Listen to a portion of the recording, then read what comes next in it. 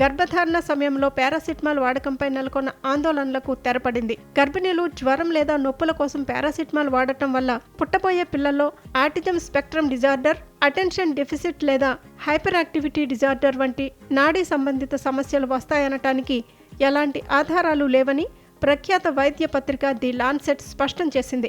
ఈ మేరకు తాజాగా ఒక కీలక అధ్యయనాన్ని ప్రచురించింది.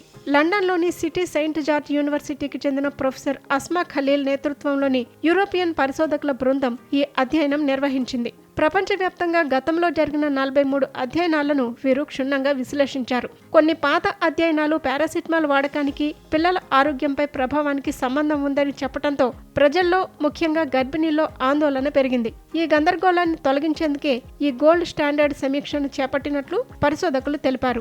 గతంలో పారాసిటమాల్ వాడకానికి పిల్లల్లోని సమస్యలకు సంబంధం ఉందని వచ్చిన నివేదికలకు మందు ప్రభావం కారణం కాకపోవచ్చని వివరించారు.